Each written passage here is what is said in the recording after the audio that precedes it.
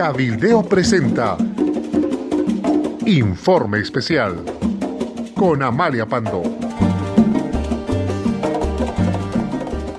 Muy buenos días. El gobierno, a través de el vicepresidente como presidente del Senado, ha decidido postergar el enjuiciamiento a Carlos Mesa. Enjuiciamiento por haber nacionalizado Quiborax. Ya la misma causa era una contradicción. Los nacionalizadores número uno procesando a un expresidente por nacionalizar. Se supondría que el actual gobierno podría abrir procesos por privatizar, pero no por nacionalizar. ¿Qué pasó? ¿Por qué dieron este paso atrás? Es evidente que no han depuesto su intención de procesar a Carlos Mesa. Ahí lo tienen. El momento que vean necesario, reactivan el proceso contra Carlos Mesa. Lo tienen ahí con la espada de Damocles sobre la cabeza de Carlos Mesa. Pero lo concreto es que de momento han paralizado este proceso. ¿Por qué? Algunos dicen la razón tiene que ver con los índices de popularidad o la intención de voto. Carlos Mesa, con el caso Quiborax y este intento de procesarlo, pues se lo ha hecho más popular y ha ganado puntos en la simpatía popular. No creo que sea la causa de fondo, sinceramente, porque Mesa ya venía con un capital acumulado de intención de voto o de simpatía popular o de rating, lo que usted quiera llamarle, pero Mesa ya venía en muchas anteriores encuestas realizadas por periódicos y por empresas expresamente contratadas para el efecto, mostrándose como un punto de referencia para las personas que definitivamente no quieren que Evo Morales vuelva a candidatear, ni votarían por él nunca más en la vida. Y entonces el punto de referencia por encima de los líderes de partidos políticos, de los pocos que quedan en nuestra democracia, pues siempre apareció Mesa como un punto de referencia por encima del 20% y encuestas que inclusive le han dado más del 30%, de tal modo que no creo que esta sea la razón de fondo. Tengo la impresión más bien que el cerrar el caso Quiborax por el momento fue para impedir que se sigan sacando y los periodistas nos interesemos en seguir investigando qué hubo en la negociación con Quiborax, cuál fue el rol de Héctor Arce, porque si Mesa estaba en el banquillo del acusado, había otro banquillo, el de la opinión pública, donde se había sentado a Héctor Arce. Como se sabe, Héctor Arce es el hombre más importante del actual régimen en materia que tiene que ver con procesos judiciales, con todo lo que tenga que ver con justicia e injusticia. El punto de referencia es Héctor Arce. Y quien había dirigido las bochornosas negociaciones con la empresa chilena Quiborax era precisamente Héctor Arce. Entonces, Carlos Mesa salía del banquillo oficial del acusado y Héctor Arce ocupaba ese lugar ante la vista bastante escrupulosa de la opinión pública. Las cosas que se han sabido hasta el momento son realmente, reitero el término, bochornosas en la actuación que tuvieron todos los que han integrado el equipo encabezado por Héctor Arce. Creo que además de Quiborax se empezaba a cuestionar todas las otras nacionalizaciones ya encabezadas y dirigidas por el presidente Evo Morales, con su mano derecha para este oficio, el de la nacionalización y el de negociar con las empresas transnacionales, cargo o función que ha tenido que desempeñar Héctor Arce, ¿no? Eh, Temas que han quedado cuestionados, porque después del caso Kiborax, tendrá que abrirse una investigación caso por caso de las 15 nacionalizaciones, 14 efectuadas en este gobierno y una en el gobierno de Carlos Mesa, que es el de Kiborax. Pero las otras 14, los resultados de esas nacionalizaciones son absolutamente cuestionables. Ya mencionaba Mesa el caso de Guaracachi, al que se le ha pagado 30 millones y tantos, con una sentencia de la CIADI de 41 millones, en una negociación posterior, el gobierno llegó a pagar 31, pero ¿qué dejó Guaracachi? ¿Qué es lo que compraron? Compraron un transformador que no funcionaba en 31 millones de dólares. Es que uno dice, es que después hemos ganado. Sí, pero ¿cuánto, además de pagarle a Guaracachi, que es la empresa Rurelec, además de pagarle ese monto, cuánto has tenido que invertir de tu bolsillo para que la empresa funcione? Porque en realidad Rurelec te dejó nada, te dejó chatarra, y por esa chatarra tú le pagaste 31 millones. Por ahí lo mejor era dejarle con la chatarra y hacer una empresa nueva sin tener que pagarle, regalarle esa cantidad de plata. Es decir, todo hay que cuestionar a estas alturas. La nacionalización de Entel, la recompra, porque la verdad que nunca hubo nacionalización, la recompra de acciones a la italiana Eti, que de repente dijo que tenía acciones holandesas y entonces también presentó demanda ante la CIADI. ¿Cuánto invirtió Eti en el país? Efectivamente, eso sí se puede saber. Parece que 55 millones de dólares. Unos hablan que el monto podría llegar a 60 millones de dólares. Bueno, ¿cuánto le pagó el gobierno? El gobierno le pagó 255 millones de dólares. 105, no 100, esos cinquitos son importantes. 100 millones contantes y sonantes, pero la factura dice 105. Esos cinquitos son importantes, porque no sabemos a qué bolsillo fueron a parar. Y 150 millones de dólares en condonaciones de impuestos, aranceles, en fin, 150 millones de condonaciones. ¿Hay alguna ley que permite condonar impuestos, etcétera, fruto de una negociación con una transnacional? No. A usted que lo persiguen porque se equivocó en la emisión de una factura o omitió pagar una factura hace 20 años y lo están persiguiendo hasta debajo de la cama con multas e intereses sobre los intereses, y usted que debía 10,000 ahora debe 100,000, y si no paga los 100,000 va a deber 1,000,000, y a usted no le perdonan ni le condonan un solo peso. Sepa usted que a una transnacional le condonaron 150 millones de dólares, no 150 bolivianos, 150 millones de dólares. Y por lo tanto la ETI se llevó 255 millones de dólares. Esos cinquitos son muy importantes. Lo de Transredes es un escándalo similar, ¿no? Porque Transredes no dejó ni una tubería nueva adicional.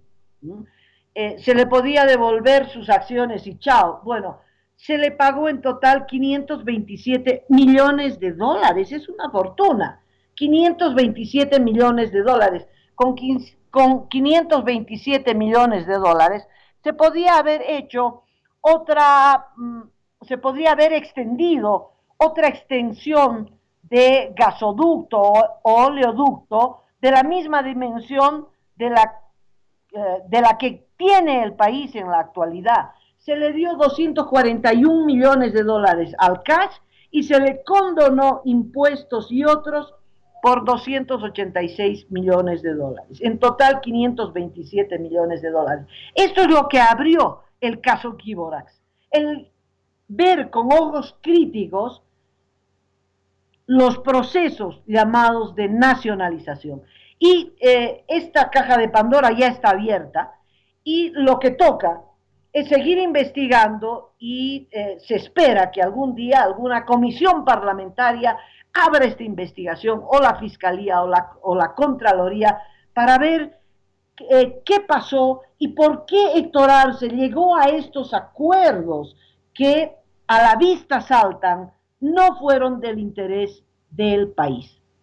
Creo que el único acuerdo realmente exitoso en la negociación con una transnacional afectada por una nacionalización es el que se llevó adelante a partir de 1999 con la empresa Brechtel. Recordarán ustedes que en el gobierno del general Banzer se tuvo que nacionalizar, para ponerle un nombre, a la empresa Brechtel que había comprado las acciones de Aguas del Tunari. Se privatizó el servicio de agua potable, Aguas del Tunari en Cochabamba, y esto desató la guerra del agua, y Aguas del Illimani en La Paz. Pero el escenario del conflicto estuvo en Cochabamba. Un joven fue asesinado por un francotirador de las Fuerzas Armadas. El pueblo de Cochabamba se levantó en contra del tarifazo, como ahora lo hace Trinidad, y ese movimiento fue de tal magnitud, de tal profundidad, que se tuvo que romper el contrato con la Brechtel, un contrato que era por muchísimos años, creo que terminaba el 2029 ese contrato. Y la Brechtel se fue, primero de Cochabamba y después de La Paz. Bueno, la única negociación positiva fue con esta empresa, cuyo litigio, porque amenazó con ir a la CIADI, amenazó con indemnizaciones, con pedir todo tipo de compensación, etcétera. ¿Sabe cuánto se le pagó a Brechtel y se fue a Francia feliz y contento? 2 bolivianos. A la Brechtel se le hizo un depósito de 2 bolivianos y el asunto fue cerrado. Esa fue una buena negociación. ¿Sabe por qué? Porque el mundo entero se levantó contra la empresa transnacional, porque era una vergüenza que nos demande en tribunales internacionales cuando en realidad le estábamos reclamando que nos devuelva el agua potable. Bueno, anótelo. La negociación con Brechtel, esa es la que debía haber desarrollado Arce como ejemplo de una negociación exitosa. Pero pagarle en tal 255 millones de dólares no es ninguna negociación exitosa, y menos a la Transredes 527 millones de dólares. A las empresas que capitalizaron Transredes, me refiero. Bueno, eso está claro que las nacionalizaciones al revés de lo que pensábamos, fueron medidas políticas muy caras, en total más de 1.000 millones de dólares que Bolivia tuvo que gastar para recomprar esas acciones. ¿Qué alega el gobierno? Que aunque se compró o se invirtió esa cantidad, después con esas empresas se generó mucho dinero. Bueno, ¿y por qué lo quieres procesar a mesa? Haber nacionalizado el salar, ¿no te parece poco? ¿No te parece que tener en manos del gobierno el salar te permite además tener el control de uno de los recursos naturales más importantes para el país, como es el litio? Bueno, hablemos de esa nacionalización. Estoy realizando una cronología que me permitió entender con mayor claridad los acontecimientos de la nacionalización de la Quíbora.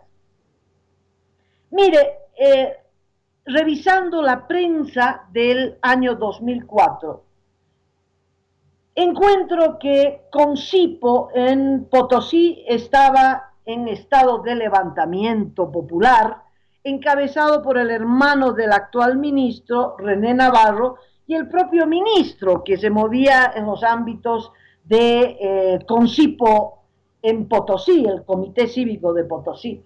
Era normal, el 2003, en octubre, había caído Sánchez de Lozada. Había caído fruto de un levantamiento popular y con el triunfo popular, su caída y el ascenso de Carlos Mesa en el gobierno, pues el pueblo boliviano estaba en un estado de euforia popular en defensa de los recursos naturales. Entonces, tan equivocado no estaba René Navarro entonces al pedir la nacionalización del Salar de Uyuni. ¿Quién es el autor de esa nacionalización? Concipo. ¿Y quién dirigía Concipo? René Navarro, el ministro el hermano del actual ministro de Minería, que reniega de la nacionalización del Salar de Uyuni. Quiero verlo a César Navarro ir otra vez a su tierra potosina y renegar de la nacionalización del Salar de Uyuni. Quiero que sea capaz de enfrentarse a su pueblo y decir, fue un error nacionalizar el Salar de Uyuni. No es capaz de hacerlo, no es capaz. Bueno, René Navarro con Concipo hizo varias cosas, tenía un poder bárbaro, hizo anular adjudicaciones para tramos camineros, hizo adjudicar a las empresas que a René Navarro le convenían. Se habla de que recibió algunas dádivas de las empresas brasileras por la gestión, por la presión, porque René Navarro decía a esta sí, a esta no. Bueno, en todo caso, el 18 de junio del 2004, René Navarro encabeza, junto con Concipo, una movilización para la nacionalización del Salar de Uyuni y se declara en huelga de hambre. El pueblo potosino está enardecido contra los chilenos, hay una campaña contra Chile, se está hablando de no llevar un gasoducto para exportar gas hacia los Estados Unidos, un gasoducto que pase por Chile. Recordar ustedes que ese fue uno de los conflictos que terminó derrocando a Sánchez de Lozada. Entonces, ese ambiente se vivía también en Potosí. El 22 de junio, René Navarro, ante la prensa local y nacional, da un ultimátum a Carlos Mesa y le dice que si no nacionaliza el Salar de Uyuni, Potosí se va a plantar hasta las últimas consecuencias. Eso fue el 22 de junio. Carlos Mesa, que estaba en campaña por un referéndum, no quiere enfrentarse a Potosí, y entonces el 23, un día después del ultimátum de René Navarro, Carlos Mesa aprueba el decreto por el que se revoca las acciones de Quiborax. Gran triunfo de Potosí, están todos felices. Unos días después, el 18 de julio, se hace el referendo nacional, el referendo tan esperado, el referendo por el que había caído Gonzalo Sánchez de Lozada, que se negaba a convocar a un referendo. Pues Carlos Mesa, retomando esa bandera, realizó el 18 de julio de 2004 el referéndum por el que ni una molécula de gas a Chile hasta que nos devuelve el mar, recordará usted. El ambiente era de enorme efervescencia. Por supuesto, Mesa gana el referéndum con amplia ventaja, eso es el 18 de julio. El 23 de julio, Quiborax entrega las concesiones, claro, imagínense en ese ambiente en Potosí, Quiborax va corriendo a la gobernación y le entrega los papeles. Aquí tiene las 11 concesiones de explotación del Ulexita, nos vamos. Y claro, después de ese referendo, Quiborax no tenía ninguna posibilidad de quedarse en el país, pero ninguna. Así Mesa no hubiese aprobado el decreto de la nacionalización, Quiborax no tenía posibilidad de explotar salar potosino. ¿Por qué? Ese era el ambiente del país entonces. En octubre, la Superintendencia de Minas anula las concesiones. Estamos en el año 2004. Anula, porque esto es importante, porque de alguna forma la superintendencia subsana el término revocatoria que aparece en el decreto de Carlos Mesa. Entonces la superintendencia utiliza el término anular las concesiones, que ya era casi ocioso porque Kiborax ya había devuelto 3 meses antes las concesiones, ya las había dejado en la mesa del gobernador, del prefecto de entonces, ¿verdad? Pero la superintendencia se toma este trabajo por si acaso. Un año después, en octubre del 2005, Kiborax presenta su demanda ante la CIADI, un año después. Hay cambio de gobierno, ya está en el gobierno Eduardo Rodríguez Bercé. En diciembre de ese año, Rodríguez Bercé aprueba un decreto con el que anula el decreto de Carlos Mesa. Y nada más. Uno dice, bueno, si anuló el decreto Carlos Mesa, porque el decreto Carlos Mesa es ilegal, no tenía que haber revocado, tenía que haber anulado, pero si Rodríguez Bercé consideraba que fue malo haber expropiado o sacado a los chilenos del Salar de Uyuni, ¿por qué no les devolvió sus concesiones? Es decir, ¿por qué Rodríguez Bercé anula el decreto de Carlos Mesa, el decreto de la nacionalización del Salar, y no hace nada más? Lo consecuente era, anulo el decreto de Carlos Mesa y señores de Kiborax, vengan, aquí están sus acciones, vayan nomás a explotar Ulexita al Salar de Uyuni. No hace eso Eduardo Rodríguez Bercé. ¿Sabe por qué? Porque Potosí no se lo hubiera permitido. Rodríguez Bercé anula el decreto porque en octubre los chilenos habían presentado la demanda ante la CIADI. Entonces, a manera de escudo legal, Rodríguez Bercé anuló el decreto, pero tampoco tenía ninguna intención de devolverles las concesiones, porque eso políticamente no era aceptable. Potosí no se lo hubiera permitido.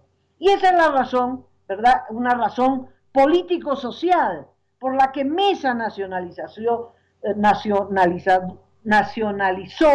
y porque Rodríguez Bercé a tiempo de anular el decreto de nacionalización, no le devolvió a Kiborax sus acciones. Había una razón de fondo, el pueblo estaba peleando por sus recursos naturales.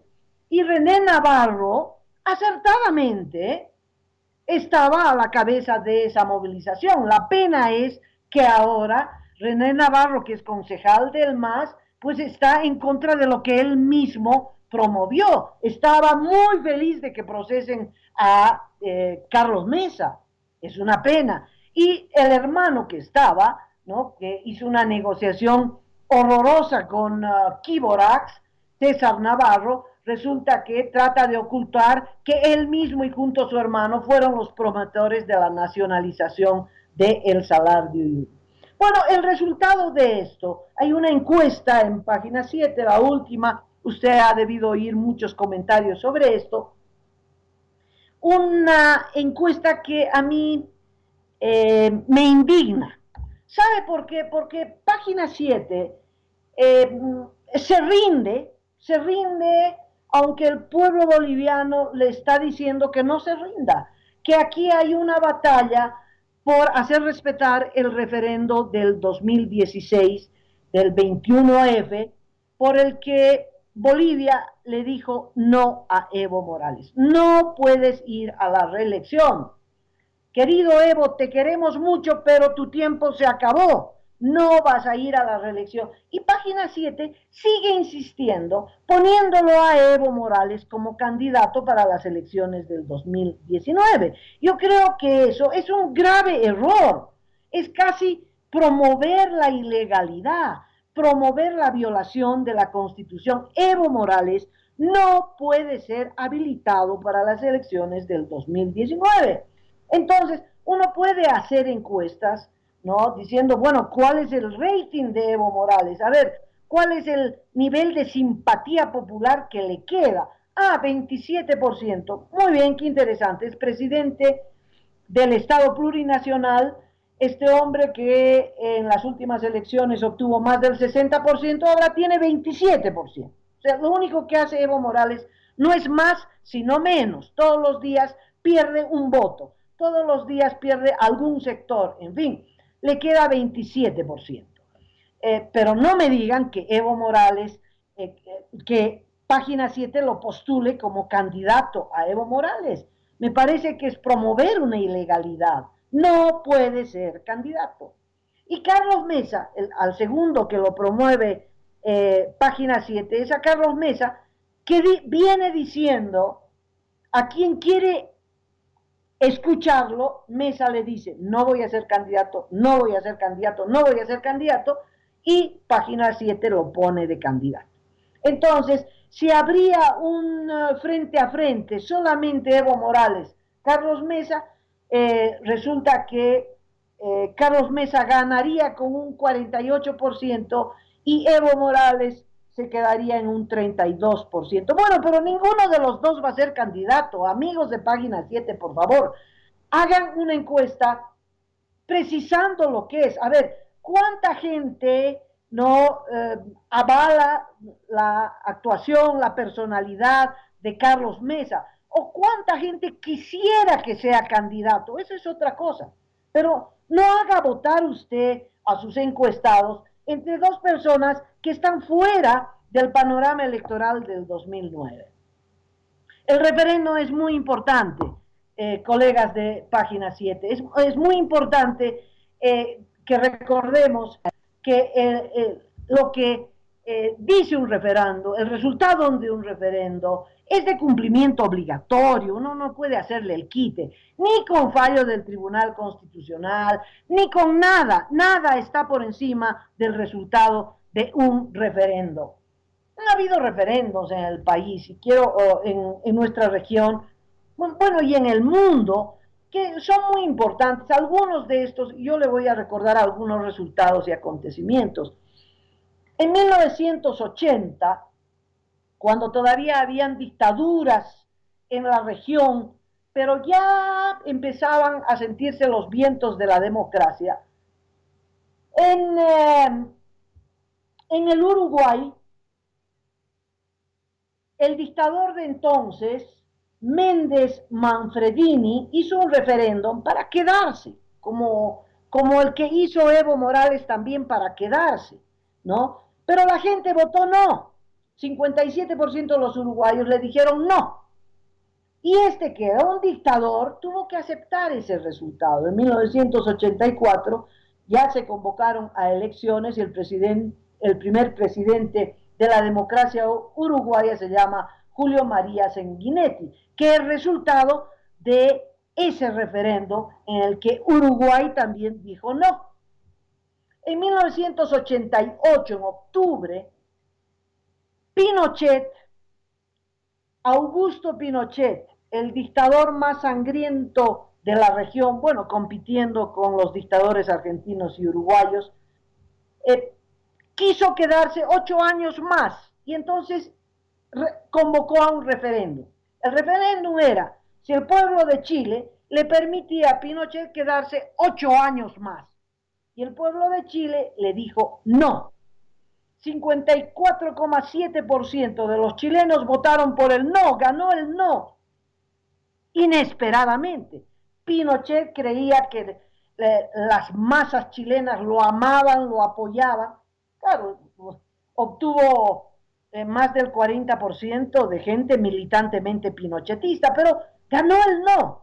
Y Pinochet, que era el dictador de los dictadores, aceptó el resultado de ese referendo. Y en diciembre del 99 asumía el primer gobierno democrático de Chile con Patricio Aylwin a la cabeza.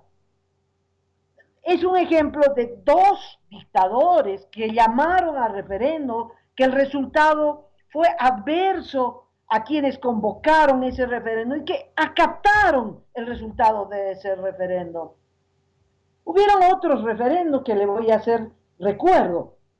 Ya le mencioné, el 18 de julio del 2004, Carlos Mesa convocó al primer referendo en nuestro país. Es importantísimo subrayar esto, que el referendo, como referendo, como instrumento democrático para resolver cuestiones de fondo, modificaciones constitucionales o políticas importantes, es resultado de una lucha, es resultado en nuestro país, no de la decisión de unos parlamentarios de incorporar en la Constitución la figura del referendo, no, en nuestra Constitución no había la figura del referendo, y en esto se basaba Gonzalo Sánchez de Lozada para no convocar a un referendo. El tema por entonces era el paso de un gasoducto por territorio chileno, si le vendíamos gas a Chile o si pasaba un gasoducto por territorio chileno, en fin, es un tema coyuntural que se convirtió en estratégico. Y Sánchez de Lozada no quería convocar al referendo. Cuando ya estaba abordando su helicóptero, era tal la terquedad que dijo, bueno, vamos a convocar a un referendo, pero no va a ser vinculante. ¿Se acuerda de eso? Y entonces el pueblo le dio una patada en el trasero y tuvo que irse, tuvo que irse. Por suerte renunció, por suerte renunció. La terquedad podría habernos llevado a una sangría mayor como la que estamos viendo en Nicaragua. Lo cierto es que Sánchez de Lozada se fue y quedó para el pueblo boliviano el gran triunfo del referendo.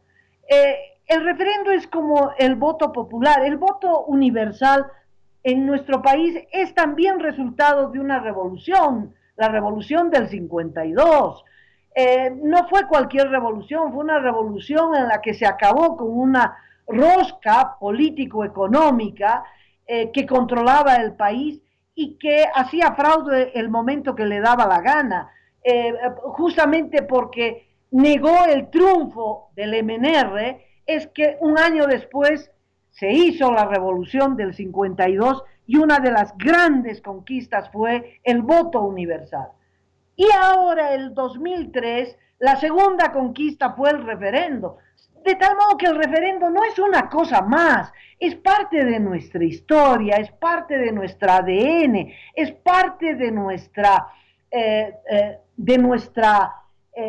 de nuestros genes políticos. Hemos conquistado el referendo a sangre y fuego, hemos tumbado un gobierno para tener el derecho de ir a las urnas y decidir. Por eso es tan importante, amigos de Página 7 y amigos de todo el país, que uno haga respetar el referendo, porque estamos hablando de una conquista histórica. Hemos tumbado un gobierno para tener el derecho a ir a un referendo. El voto universal, el 52, y el 2003, el 2004 que convoca Carlos Mesa al referendo, el derecho a decidir en las urnas los asuntos importantes del país. Y el 2016 resolvimos algo importante, algo muy importante, el de poner freno al poder. Y el 2016 dijimos, la Constitución no se modifica. Evo Morales se va, se acabó su gestión, su tiempo y la Constitución no se modifica. Después, 6 bandidos comprados por el gobierno en el Tribunal Constitucional dijeron que la Constitución es inaplicable. Pero ese fallo no tiene valor frente al peso de un referendo. Por eso ahora lo que está en agenda no es si Carlos Mesa o Evo Morales van a ir a una contienda y quién va a ganar. No, lo que está en agenda es que no nos van a arrebatar el derecho al voto universal ni nos van a arrebatar la conquista del referendo. Tenemos que hacer valer nuestro voto. El 21F, la lucha por el 21F es la lucha de vida o muerte y depende de Evo Morales que esta lucha no vaya a una confrontación fratricida. Evo Morales tiene que retirarse, irse por la puerta grande, ha sido presidente de este país durante 12 años, el 2019 serán 14 años, será el presidente con mayor tiempo en el ejercicio del poder. Váyase, es su tiempo, váyase, váyase, el país le está diciendo ya no lo queremos y tiene que irse sin matar gente, tiene que irse sin confrontación. Y eso es lo que se le pide con el 21F. Entonces espero que la próxima encuesta de Página 7 no sea, ¿va a votar usted por Evo Morales el 2019? Porque la pregunta está mal formulada. Evo Morales no puede ser presidente. ¿Va a votar usted por Carlos Mesa? Pues Carlos Mesa dice que no va a ser candidato, que hay que luchar por el 21F. Escúchenlo, por favor. Vamos a luchar por el 21F, que es luchar por las conquistas democráticas más importantes, conquistas democrático-políticas más importantes del país, el voto universal y el derecho al referendo. Bueno, muchas gracias. Ha sido un gusto compartir estas horas de viernes con usted y con otro reporte. Estaré el lunes próximo. Cabildeo presentó Informe Especial con Amalia Pando.